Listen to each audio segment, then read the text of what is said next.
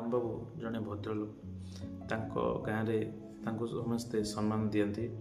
ତାଙ୍କ ପରିବାରରେ 3ଟି ଲୋକ, ରାମବାବୁ, ତାଙ୍କ ସ୍ତ୍ରୀ ଶାନ୍ତି ଦେବୀ ଏବଂ ତାଙ୍କର ଏକମାତ୍ର ପୁଅ ବବୁଲ। ବବୁଲ ବହୁତ ଭଲ ପାଠ ପଢ଼େ ଆଉ କାଳକ୍ରମେ ସେ ଗୋଟେ ଭଲ ଜବ୍ ମଧ୍ୟ ପାଇଲା ସହରରେ ଆଉ ସହରରେ ଯାଇ ରହିଲା। କିଛି ଦିନ ପରେ ରାମବାବୁ ଚିନ୍ତା କଲେ ପୁଅର ବାହାଘର କରିଦେବା ପାଇଁ। ସେହିପରି ହେଲା, ପୁଅର ମଧ୍ୟ ବାହାଘର ହୋଇଗଲା।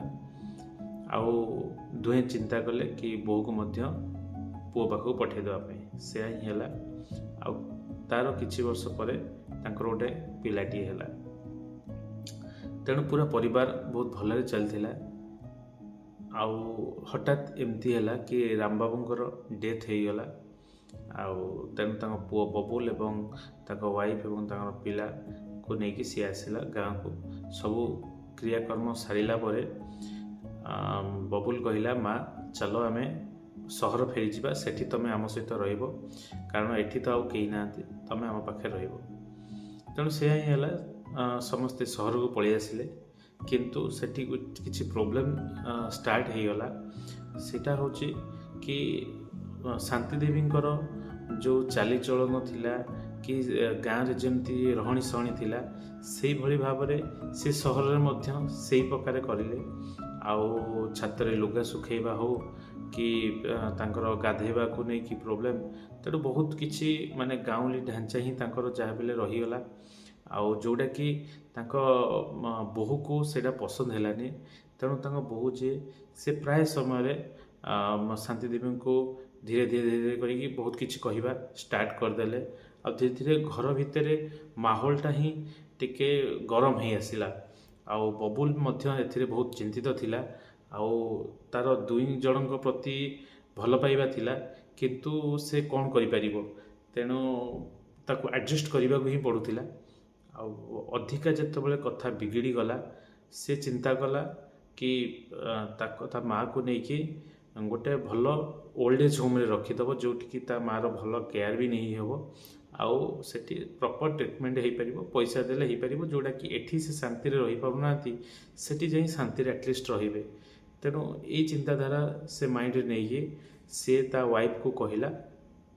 ତା ୱାଇଫ୍ କହିଲା କି ଦେଖ, ତମ ଯାହା ଇଚ୍ଛା ହେଉଛି ସେୟା କର, କିନ୍ତୁ ମୁଁ ଆଉ ଆଙ୍କୁ ଏଠି ଦେଖିପାରିବି ନାହିଁ। ତୁମକୁ 2 ଜଣଙ୍କ ମଧ୍ୟକୁ ଯାହାକୁ ହେଲେ ଜଣକୁ ହିଁ ଚୁଜ୍ କରିବାକୁ ପଡ଼ିବ। ଆଇଦର ତମ ମାଆକୁ ତୁମେ ଚୁଜ୍ କର, ନହେଲେ ମୋତେ ଆଉ ମୋ ପିଲାକୁ ଚୁଜ୍ କର।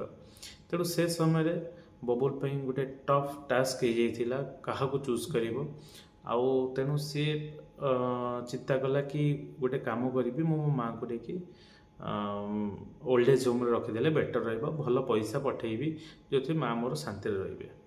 ତେଣୁ ସେ କ'ଣ କଲା, ତା ବବୁଲର ପୁଅକୁ ସେ ତା ସହିତ ନେଇକି ମାଆଙ୍କୁ ଧରିକି ସେ ଚାଲିଗଲା ଓଲ୍ଡ ଏଜ୍ ହୋମ୍କୁ।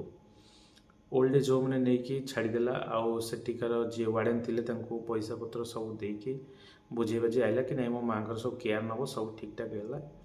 ତେଣୁ ଏସବୁ ବୁଝେଇଲା ପରେ ଆସିଲେ। ଯେତେବେଳେ ଫେରୁଥିବା ସମୟରେ ବବୁଲ ତା ପୁଅକୁ କହିଲା କି ବାବାରେ, ମାଆଙ୍କୁ ଏଠି ଆମେ ଛାଡ଼ିଦେଇ ଗଲେ ଆମେ ସବୁ ମାସରେ ଆସିବା ତାଙ୍କ ସହିତ ଭେଟ କରିବାକୁ। ଆଉ ମାଆ ଏଠି ଭଲରେ ରହିବେ।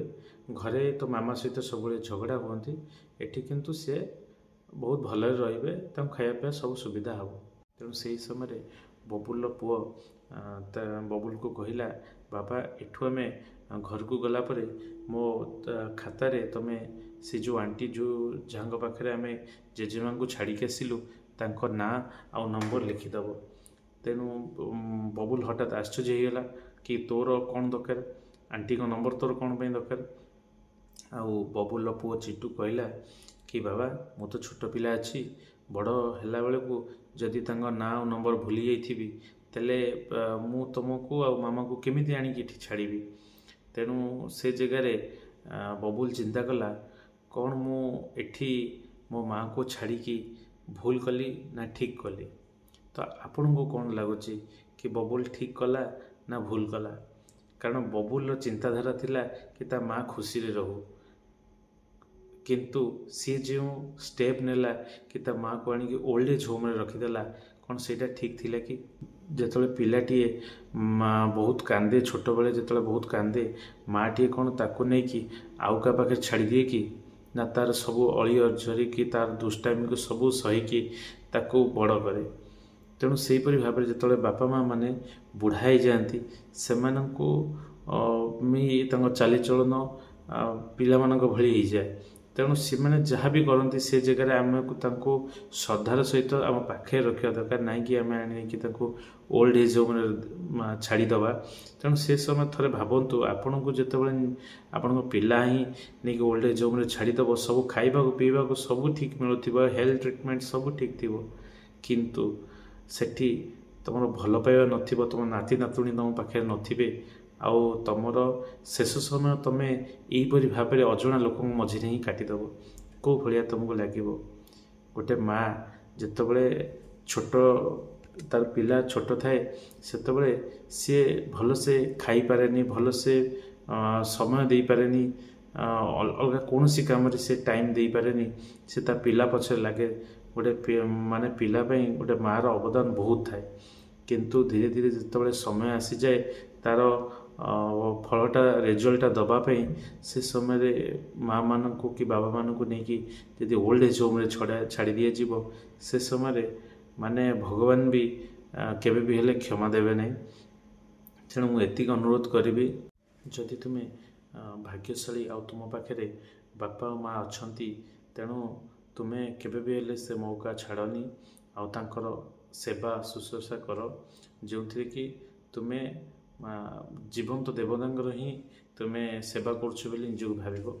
ତେଣୁ ଏତିକି କହି ବିଦାୟ ନେଉଛି। ଧନ୍ୟବାଦ। ଜୟ ଜଗନ୍ନାଥ।